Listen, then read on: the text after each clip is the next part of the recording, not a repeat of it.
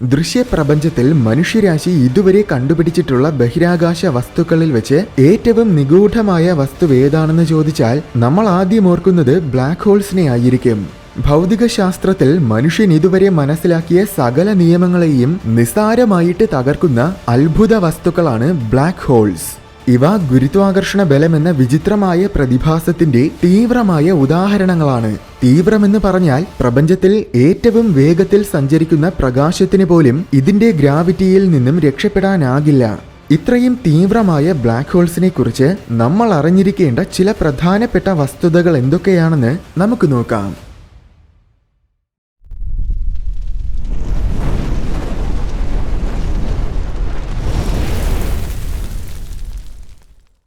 ഏതൊരു വസ്തുവും അതിന് എത്ര തണുത്തുറഞ്ഞ വസ്തുവായിരുന്നാലും ശരി, അതിൽ നിന്നും ഇലക്ട്രോ മാഗ്നറ്റിക് റേഡിയേഷൻ വമിക്കും. അതിൽ ഏറ്റവും അധിക ദൂരം സഞ്ചരിക്കുന്നത് റേഡിയോ തരംഗങ്ങളാണ്. അതുകൊണ്ട് തന്നെ ഈ റേഡിയോ തരംഗങ്ങൾ കാരണമാണ് കോടിക്കണക്കിന് പ്രകാശ വർഷങ്ങൾക്കകലെയുള്ള ബഹിരാകാശ വസ്തുക്കളെ നമുക്ക് കാണാൻ കഴിയുന്നത്.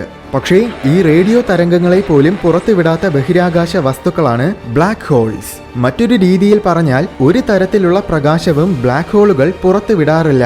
പുറത്തുവിടില്ല എന്ന് മാത്രമല്ല, അടുത്തു വരുന്ന പ്രകാശത്തിനെ മുഴുവൻ വിഴുങ്ങുകയും കൂടെ ചെയ്യുന്നതാണ് ബ്ലാക്ക് ഹോൾസ്. അപ്പോൾ ഒരു തരത്തിലുമുള്ള പ്രകാശവും പുറത്തുവിടുകയോ പ്രകാശത്തിനെ പ്രതിഫലിപ്പിക്കുകയോ ചെയ്യുന്നില്ല എങ്കിൽ പിന്നെ എങ്ങനെയാണ് നമുക്ക് ബ്ലാക്ക് ഹോൾസിനെ കാണാൻ കഴിയുന്നത്? എങ്ങനെയാണ് നമ്മൾ ബ്ലാക്ക് ഹോൾസിന്റെ ചിത്രങ്ങൾ പകർത്തിയിട്ടുള്ളത്? ബ്ലാക്ക് ഹോൾസിനെ ശരിക്കും നമ്മൾ ഇതുവരേക്കും നേരിട്ട് കണ്ടിട്ടില്ല. പകരം ബ്ലാക്ക് ഹോളിന് ചുറ്റുമുള്ള അക്രീഷൻ ഡിസ്കിനെയാണ് നമ്മൾ കണ്ടിട്ടുള്ളത്. അതായത് ബ്ലാക്ക് ഹോളിന് സമീപം പോകുന്ന വസ്തുക്കൾ മുഴുവൻ നേരിട്ട് ബ്ലാക്ക് ഹോളിന്റെ ഉള്ളിൽ വീഴുകയല്ല ചെയ്യുന്നത്. മറിച്ച് ബ്ലാക്ക് ഹോളിന്റെ തീവ്രമായ ഗുരുത്വാകർഷണ ബലത്തിന്റെ ആധിക്യം കാരണം ആ വസ്തുക്കൾ മുഴുവൻ തകർന്ന് പൊടിഞ്ഞു പോവുകയും ആ തകർന്ന പദാർത്ഥങ്ങൾ മുഴുവൻ ബ്ലാക്ക് ഹോളിന് ചുറ്റും വലം വെക്കുകയും ചെയ്തുകൊണ്ടിരിക്കും. അതായത് സാറ്റേണിന് ചുറ്റുമുള്ള വളയങ്ങൾ പോലെ. ബ്ലാക്ക് ഹോളിന് ചുറ്റുമുണ്ടാകുന്ന ഈ വളയങ്ങളെയാണ് അതിന്റെ അക്രീഷൻ ഡിസ്ക് എന്ന് പറയുന്നത്. ഇങ്ങനെ വലം വെക്കുന്നതിനോടൊപ്പം പതിയെ പതിയെ ആ പദാർത്ഥങ്ങൾ ബ്ലാക്ക് ഹോളിന്റെ ഉള്ളിലോട്ട് വീഴുകയാണ് ചെയ്യുന്നത്. അതിൽ കുറച്ച് പദാർത്ഥങ്ങൾ ബ്ലാക്ക് ഹോളിൽ നിന്നും രക്ഷപ്പെടുകയും ചെയ്യാറുണ്ട്. ഓർക്കുക, ബ്ലാക്ക് ഹോളിന്റെ ഇവന്റ് ഹൊറൈസോൺ മേഖല കഴിഞ്ഞു പോയാൽ മാത്രമേ ബ്ലാക്ക് ഹോളിൽ നിന്നും രക്ഷപ്പെടാൻ കഴിയാതെ വരൂ. ആ മേഖല എത്തുന്നതിന് മുന്നേ വരെ ഏതൊരു വസ്തുവിനും രക്ഷപ്പെടാനുള്ള സാധ്യതയുണ്ട്. എന്തായാലും അക്രീഷൻ ഡിസ്കിലുള്ള പദാർത്ഥങ്ങളെല്ലാം അത്യധികം വേഗതയിലാണ് ബ്ലാക്ക് ഹോളിന് ചുറ്റും സഞ്ചരിക്കുന്നത്. ഉദാഹരണത്തിന് ഏകദേശം 800 കോടി പ്രകാശ വർഷങ്ങൾക്കകലെയുള്ള ഐൻസ്റ്റൈൻ ക്രോസ് എന്ന ബ്ലാക്ക് ഹോളിന്റെ അക്രീഷൻ ഡിസ്ക് കറങ്ങുന്ന വേഗത പരിശോധിച്ചപ്പോൾ അത് ഏകദേശം പ്രകാശ വേഗതയുടെ 70% വേഗതയിലാണ് കറങ്ങുന്നതെന്ന് മനസ്സിലായി. അപ്പോൾ അക്രീഷൻ ഡിസ്കിലുള്ള പദാർത്ഥങ്ങൾ ഇത്രയും വേഗത്തിൽ സഞ്ചരിക്കുന്നത് കൊണ്ട് തന്നെ അവയിൽ അനുഭവപ്പെടുന്ന അതിതീവ്രമായ ഫ്രിക്ഷൻ കാരണം ആ പദാർത്ഥങ്ങളിൽ നിന്നും വലിയ തോതിലുള്ള റേഡിയേഷൻ അഥവാ ഊർജം പുറത്തുവരും. ഈ ഊർജത്തിനെയാണ് യഥാർത്ഥത്തിൽ നമ്മൾ കാണുന്നത്. ഉദാഹരണത്തിന് ഇത് ഇവന്റ് ഹൊറൈസോൺ ടെലിസ്കോപ്പ് 2017 പകർത്തിയ നമ്മുടെ മിൽക്കി വേ ഗാലക്സിയുടെ മധ്യഭാഗത്തിലുള്ള ബ്ലാക്ക് ഹോളിന്റെ ചിത്രമാണ്. ഇതിൽ കടുത്ത ഓറഞ്ച് നിറത്തിൽ കാണുന്നത് മുഴുവൻ ആ ബ്ലാക്ക് ഹോളിന്റെ അക്രീഷൻ ഡിസ്കിൽ നിന്നും വമിക്കുന്ന റേഡിയേഷൻ ആണ്. അല്ലാതെ അത് ബ്ലാക്ക് ഹോളിന്റെ ഉള്ളിൽ നിന്നും വരുന്നതല്ല. ഈ രീതിയിൽ മാത്രമേ നമുക്ക് ഏതൊരു ബ്ലാക്ക് ഹോളിനെയും കാണാൻ സാധിക്കുകയുള്ളൂ.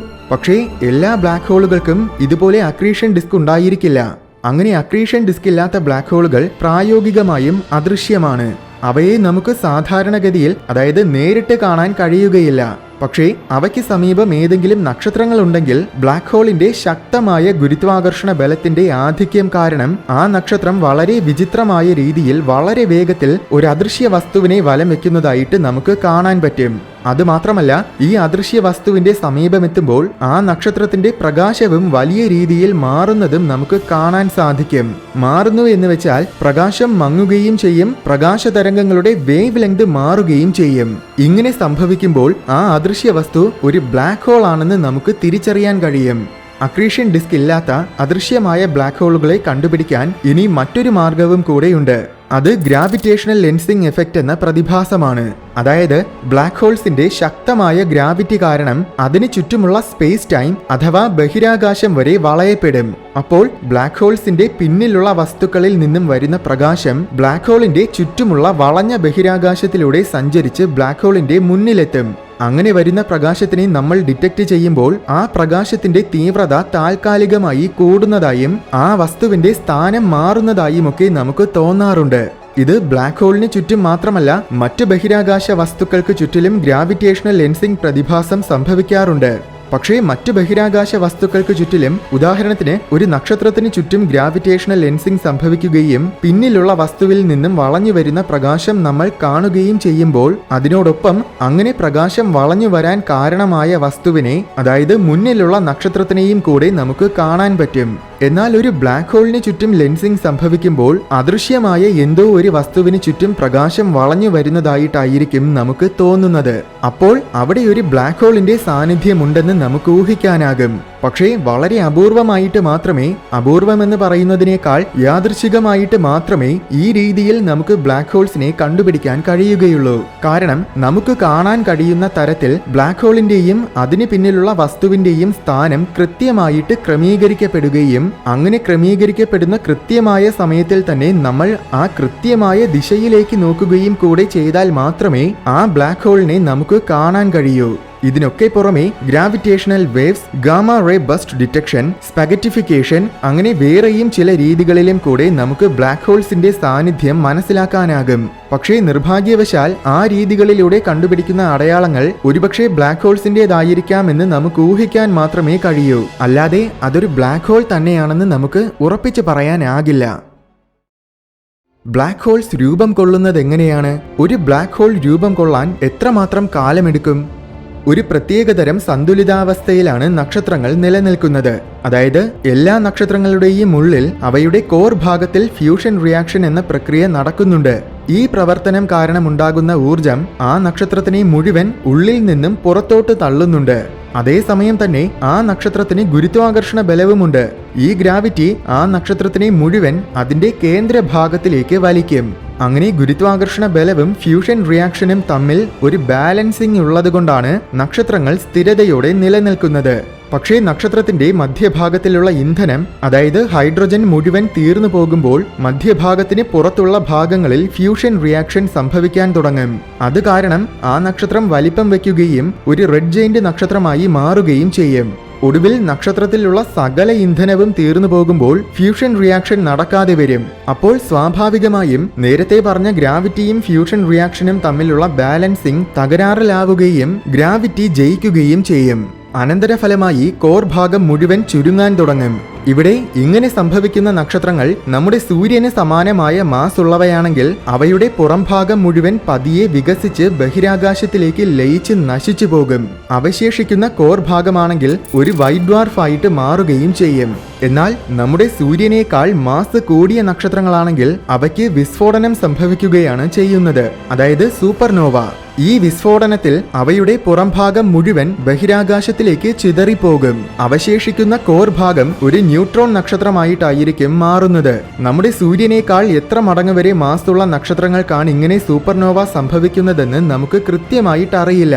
പക്ഷേ സൂര്യനേക്കാൾ ഏകദേശം 5 മുതൽ 20 മടങ്ങ് വരെ മാസുള്ള നക്ഷത്രങ്ങൾക്കായിരിക്കും സൂപ്പർനോവ സംഭവിക്കുന്നതെന്നാണ് നിഗമനം. എന്തായാലും ഒരു നക്ഷത്രത്തിന് നമ്മുടെ സൂര്യന്റെ 20 മടങ്ങിൽ കൂടുതൽ മാസ് ഉണ്ടെങ്കിൽ അവയുടെ ഗുരുത്വാകർഷണ ബലം വളരെ ശക്തമായിരിക്കും. അതിനാൽ തന്നെ സ്വന്തം ഗ്രാവിറ്റി താങ്ങാനാകാതെ അതിന്റെ കോർ ഭാഗം വളരെ വേഗം ചുരുങ്ങുകയും അതൊരു ബ്ലാക്ക് ഹോൾ ആയിട്ട് മാറുകയും ചെയ്യും. ഇങ്ങനെ കോർ ഭാഗം ചുരുങ്ങി അതൊരു ബ്ലാക്ക് ഹോൾ ആയിട്ട് മാറാൻ ഏതാനും ചില സെക്കൻഡുകൾ മാത്രം മതി. ഇങ്ങനെയാണ് ബ്ലാക്ക് ഹോളുകൾ രൂപം കൊള്ളുന്നത്. പക്ഷേ ഇത് സാധാരണ ബ്ലാക്ക് ഹോൾസിന്റെ കാര്യമാണ്. ഗാലക്സികളുടെ മധ്യഭാഗങ്ങളിൽ ബൃഹത്തായ സൂപ്പർ മാസീവ് ബ്ലാക്ക് ഹോൾസ് ഉണ്ട്. സൂപ്പർ മാസീവ് ബ്ലാക്ക് ഹോൾസ് എന്ന് വെച്ചാൽ സാധാരണ ബ്ലാക്ക് ഹോളുകൾക്ക് സൂര്യന്റെ 10, 50, 100 മടങ്ങൊക്കെ ആയിരിക്കും മാസ് എങ്കിൽ സൂപ്പർ മാസീവ് ബ്ലാക്ക് ഹോൾസിന് സൂര്യന്റെ ലക്ഷക്കണക്കിന് മടങ്ങ് മാസ് ഉണ്ടായിരിക്കും. അത്രയേറെ ഭീമാകാരമായ ഈ ബ്ലാക്ക് ഹോളുകൾ രൂപം കൊള്ളാൻ എത്രമാത്രം സമയമെടുക്കുമെന്ന് നമുക്കറിയില്ല. അങ്ങനെ പറയുന്നതിനേക്കാൾ ഇത്തരം സൂപ്പർ മാസീവ് ബ്ലാക്ക് ഹോളുകൾ രൂപം കൊള്ളുന്നത് എങ്ങനെയാണെന്ന് നമുക്കറിയില്ല എന്ന് പറയുന്നതാണ് കൂടുതൽ ശരി. അതിപ്പോഴും വലിയൊരു നിഗൂഢതയാണ്. പ്രപഞ്ചത്തിന്റെ ആരംഭകാലത്തിൽ പുതിയ നക്ഷത്രങ്ങൾ ഉണ്ടാകാൻ ആവശ്യമായ പദാർത്ഥങ്ങൾ ധാരാളം ഉണ്ടായിരുന്നതിനാൽ വളരെ ഭീമാകാരമായ നക്ഷത്രങ്ങൾ പ്രപഞ്ചത്തിൽ ഒരുപാടുണ്ടായിരിക്കും. വളരെ വലിയ നക്ഷത്രങ്ങളിലുള്ള ഇന്ധനം വളരെ വേഗം തന്നെ തീരുകയും അവയ്ക്ക് സൂപ്പർനോവ സംഭവിച്ച് ബ്ലാക്ക് ഹോൾസ് ആയിട്ട് മാറുകയും ചെയ്യും. അപ്പോൾ പ്രപഞ്ചത്തിന്റെ ആരംഭകാലത്തിൽ ഒരുപക്ഷെ ധാരാളം ബ്ലാക്ക് ഹോൾസ് രൂപം കൊള്ളുകയും അവ വളരെ സമീപത്തായിരുന്നതിനാൽ അവയെല്ലാം കൂടിച്ചേർന്ന് സൂപ്പർ മാസീവ് ബ്ലാക്ക് ഹോൾസ് ആയി മാറിയതുമായിരിക്കുമെന്നാണ് നിഗമനം. പക്ഷേ അത് വെറുമൊരു സംശയം മാത്രമാണ്. നമ്മൾ കണ്ടിട്ടുള്ള ഏകദേശം എല്ലാ ഗാലക്സികളുടെയും മധ്യഭാഗത്തിൽ ഒരു സൂപ്പർ മാസീവ് ബ്ലാക്ക് ഹോൾ ഉണ്ടായിരിക്കും. അപ്പോൾ ഏതെങ്കിലും ഒരു ഗാലക്സിയുടെ സൂപ്പർ മാസീവ് ബ്ലാക്ക് ഹോളിന്, ഉദാഹരണത്തിന് നമ്മുടെ ഗാലക്സിയുടെ മധ്യഭാഗത്തിലുള്ള സജിറ്റേറിയസ് എ സ്റ്റാർ എന്ന ബ്ലാക്ക് ഹോളിന് നമ്മുടെ ക്ഷീരപഥത്തിനെ മുഴുവൻ വിഴുങ്ങാൻ സാധിക്കുമോ? തീർച്ചയായും അതിന് സാധിക്കില്ല. സൂപ്പർ മാസീവ് ബ്ലാക്ക് ഹോൾസിന്റെ ഗ്രാവിറ്റി വളരെ ശക്തമാണ്. പക്ഷേ ഒരു ഗാലക്സിയെ മുഴുവൻ വിഴുങ്ങാൻ മാത്രം ശക്തമായ ഗ്രാവിറ്റിയൊന്നും അവയ്ക്കില്ല. മറ്റൊരു കാര്യമെന്നത്, ബ്ലാക്ക് ഹോൾ എന്നാൽ ചുറ്റുമുള്ളതും അകലെയുള്ളതുമായ എല്ലാത്തിനെയും പിടിച്ചു വിഴുങ്ങുന്ന ഒരു ഭയാനകമായ വസ്തുവായിട്ടാണ് പലരും പരിഗണിക്കുന്നത്. അതായത് ബ്ലാക്ക് ഹോളിന്റെ ഗ്രാവിറ്റി ഒരുപാട് ദൂരം വരെ പ്രവർത്തിക്കുമെന്നാണ് അവർ കരുതുന്നത്. എന്നാൽ അത് തികച്ചും തെറ്റായ ധാരണയാണ്.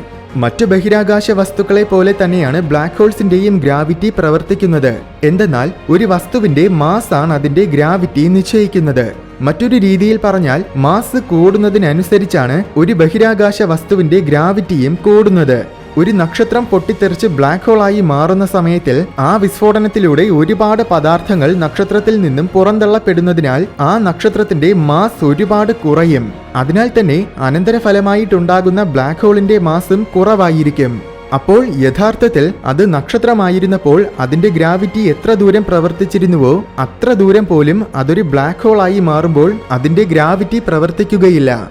ഒരു ബ്ലാക്ക് ഹോളിന്റെ വളരെ അടുത്ത് പോകുമ്പോൾ, അടുത്തെന്ന് വെച്ചാൽ ഇവന്റ് ഹൊറൈസോണിന് സമീപം പോകുമ്പോൾ മാത്രമാണ് അതിന്റെ ഗ്രാവിറ്റിയുടെ ശക്തി കൂടുന്നത്. അല്ലാതെ ബ്ലാക്ക് ഹോളുകൾ വാക്യൂം ക്ലീനറിനെ പോലെ അകലെയുള്ള വസ്തുക്കളെ വരെ വലിച്ചെടുത്ത് വിഴുങ്ങുന്ന ഒരു മാരക വസ്തുവല്ല. ഇതിനൊരു ഉദാഹരണം പറഞ്ഞാൽ, നമ്മുടെ സൂര്യൻ ഒരു ബ്ലാക്ക് ഹോൾ ആയിട്ട് മാറിയാൽ, അല്ലെങ്കിൽ സൗരയൂഥത്തിൽ നിന്നും സൂര്യനെ മാറ്റി സൂര്യന് പകരം സൂര്യന് തുല്യമായ മാസുള്ള ഒരു ബ്ലാക്ക് ഹോളിനെ വെച്ചാൽ എന്തായിരിക്കും നമ്മുടെ സൗരയൂഥത്തിൽ സംഭവിക്കുക? ഗ്രഹങ്ങളും ഉപഗ്രഹങ്ങളും ഉൽക്കകളും ഉൾപ്പെടെ നമ്മുടെ സൗരയൂഥത്തിലെ മുഴുവൻ വസ്തുക്കളെയും ആ ബ്ലാക്ക് ഹോൾ വിഴുങ്ങുമെന്നായിരിക്കും ഒരുപക്ഷെ നിങ്ങൾ ചിന്തിക്കുന്നത്.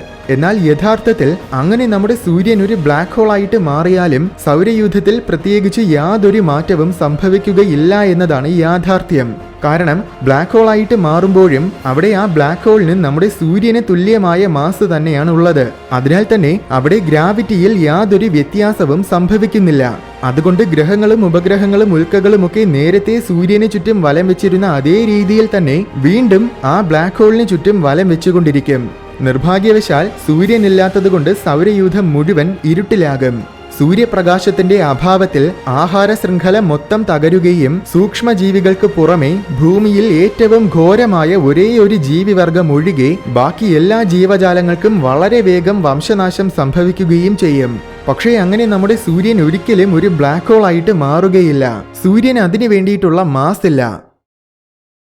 ഏതെങ്കിലും ബ്ലാക്ക് ഹോളുകൾ ഏതെങ്കിലും വിധത്തിൽ നമ്മുടെ ഭൂമിയെ ബാധിക്കുന്നുണ്ടോ? തീവ്രമായ വിസ്ഫോടനങ്ങളിലൂടെയാണ് ബ്ലാക്ക് ഹോൾസ് രൂപം കൊള്ളുന്നത്. അത്തരം വിസ്ഫോടനങ്ങളിൽ നിന്നും വലിയ തോതിലുള്ള കാർബണും നൈട്രജനും ഓക്സിജനും അങ്ങനെ ജീവനാവശ്യമായ പദാർത്ഥങ്ങളൊക്കെ ബഹിരാകാശത്തിലേക്ക് വിതരണം ചെയ്യപ്പെടും. അതുപോലെ തന്നെ ബ്ലാക്ക് ഹോളുകൾ തമ്മിൽ കൂട്ടിയിടിക്കുമ്പോഴും മറ്റ് നക്ഷത്രങ്ങളെ ബ്ലാക്ക് ഹോൾസ് നശിപ്പിക്കുമ്പോഴും ഇതുപോലെയുള്ള പദാർത്ഥങ്ങൾ ബഹിരാകാശത്തിൽ വ്യാപിക്കും. ഈ പദാർത്ഥങ്ങൾ ഒരിക്കൽ പുതിയ നക്ഷത്രങ്ങളും ഗ്രഹങ്ങളുമൊക്കെ ഉണ്ടാകുന്നതിന്റെ ഭാഗമായി മാറുകയും ചെയ്യും. അപ്പോൾ ഒരു രീതിയിൽ ചിന്തിക്കുമ്പോൾ ഇന്ന് നമ്മൾ നിലനിൽക്കുന്നതിന് പണ്ട് ചില ബ്ലാക്ക് ഹോളുകൾ കാരണമായിട്ടുണ്ട്. നമ്മൾ ഗാലക്സികളെ നോക്കുമ്പോൾ എല്ലാ ഗാലക്സികളുടെയും മധ്യഭാഗത്തിൽ സൂപ്പർ മാസീവ് ബ്ലാക്ക് ഹോൾസിനെ കാണാം. നമ്മുടെ മിൽക്കി വേ ഗാലക്സിയുടെ മധ്യഭാഗത്തിലും ഒരു ഗംഭീരമായ ബ്ലാക്ക് ഹോൾ ഉണ്ട്. പ്രത്യക്ഷത്തിൽ ആ ബ്ലാക്ക് ഹോളിന് ചുറ്റുമാണ് നമ്മുടെ ഭൂമിയും സൂര്യനും സൗരയൂഥവും ഉൾപ്പെടെ മിൽക്കി വേ ഗാലക്സി മുഴുവൻ വലം വെക്കുന്നതെന്നും ആ ബ്ലാക്ക് ഹോൾ പെട്ടെന്ന് അപ്രത്യക്ഷമായാൽ പിന്നെ നമ്മുടെ ഗാലക്സി മുഴുവൻ നശിച്ചു പോകുമെന്നായിരിക്കും നമുക്ക് തോന്നുന്നത്. അത് പക്ഷേ നമ്മൾ നമ്മുടെ സോളാർ സിസ്റ്റത്തിനെ കാണുന്ന രീതിയിൽ ഗാലക്സിയെ പരിഗണിക്കുന്നത് കൊണ്ട് തോന്നുന്നതാണ്.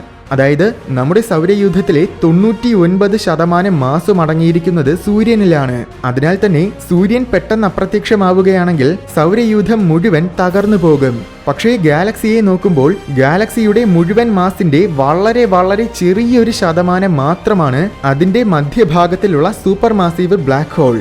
അതിനാൽ തന്നെ യഥാർത്ഥത്തിൽ ആ ബ്ലാക്ക് ഹോൾ ഇല്ല എങ്കിലും ഗാലക്സി യാതൊരു കുഴപ്പവുമില്ലാതെ തന്നെ നിലനിൽക്കും. അതിനെക്കുറിച്ച് വളരെ വ്യക്തമായി മറ്റൊരു വീഡിയോയിൽ ഞാൻ വിവരിച്ചിട്ടുണ്ട്. എന്തായാലും പണ്ട് സൗരയൂഥവും നമ്മുടെ ഭൂമിയുമൊക്കെ രൂപം കൊള്ളാൻ ഏതെങ്കിലും ബ്ലാക്ക് ഹോളുകൾ ഭാഗമായിട്ടുണ്ടാകുമെന്നല്ലാതെ ഇന്ന് നമ്മുടെ ഭൂമിയെ ഒരു ബ്ലാക്ക് ഹോളും ഒരു രീതിയിലും ബാധിക്കുന്നില്ല.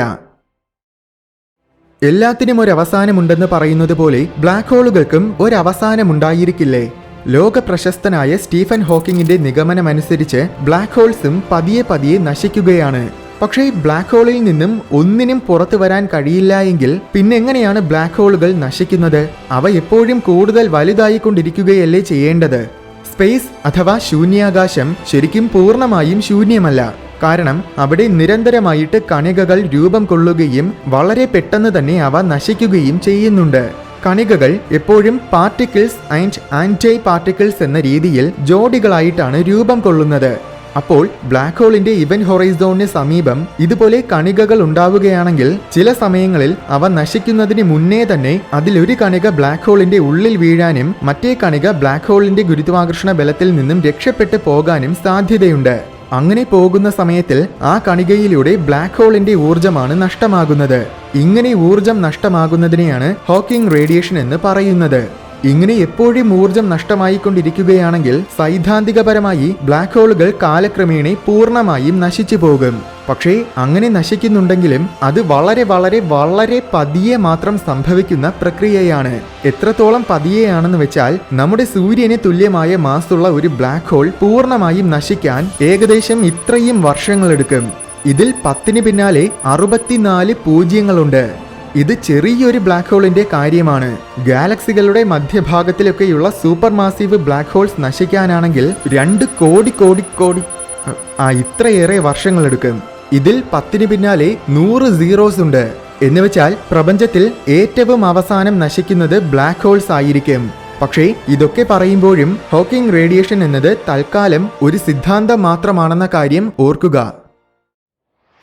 ഹോക്കിംഗ് റേഡിയേഷൻ ശരിയാണെങ്കിൽ ബ്ലാക്ക് ഹോളുകൾ നശിച്ചു തീരുന്ന കാലം വരെ മനുഷ്യരാശി പ്രപഞ്ചത്തിൽ അതിജീവിക്കുമോ? എന്താണ് നിങ്ങളുടെ അഭിപ്രായം? കമന്റ് ബോക്സിലൂടെ അറിയിക്കൂ.